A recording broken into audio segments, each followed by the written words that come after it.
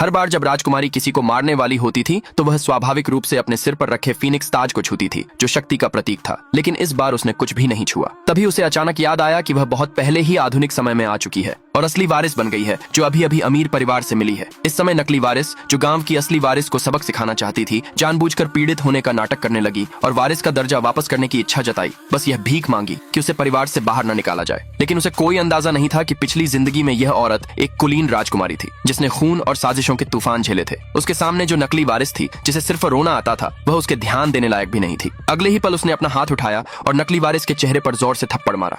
इस दृश्य ने तुरंत पूरे परिवार को चौंका दिया, क्योंकि हंगामा इतना ज्यादा था कि परिवार के मुखिया को भी पता चल गया। नकली वारिस ने तुरंत सबसे बड़े अन्याय का शिकार होने का नाटक किया और शिकायत करने चली गई। लेकिन उस औरत ने उसे धक्का दिया और वह वहीं गिर गई, ठीक बूढ़े मालिक के सामने घुटनों के बल। उस औरत को साफ पता था कि उसके सामने बूढ़ा मालिक ही परिवार का असली पावर होल्डर है, इसलिए उसने तुरंत आज्ञाकारी और समझदार होने का नाटक किया और बताया कि उसने थप्पड़ क्यों मारा। उसने कहा कि वह अभी अभी घर लौटी है और नकली वारिस पहले से ही जाने का नाटक कर रही थी। अगर ऐसी बातें बाहर फैलती तो बाहरी लोग यही कहते कि परिवार ठंडा और बेरहम है। जन्म देने वाली बेटी का स्वागत करके गोद ली हुई बेटी को निकाल दिया। यह थप्पड़ सिर्फ बूढ़े मालिक की तरफ से उसे तमीज सिखाने के लिए था। यह सुनकर बूढ़े मालिक ने बार बार सिर हिलाया। वह इस समझदार पोती को बढ़ती संतुष्टि के साथ देख रहे थे, जबकि उनके बगल में लगातार रो रही नकली वारिस के प्रति साफ तौर पर नाराजगी दिखा रहे थे। खुश होकर बूढ़े मालिक ने तुरंत नौकरों को उस औरत के लिए एक कमरा तैयार करने का आदेश दिया, लेकिन नौकरों ने कहा कि सिर्फ गेस्ट रूम बचे हैं। नकली वारिस तुरंत आगे बढ़ी, उदार होने का नाटक करते हुए अपना कमरा देने की पेशकश की। इस हाव भाव से उसे फिर से बूढ़े मालिक से कुछ अंक मिले। जैसे ही नकली वारिस मन ही मन खुश हो रही थी,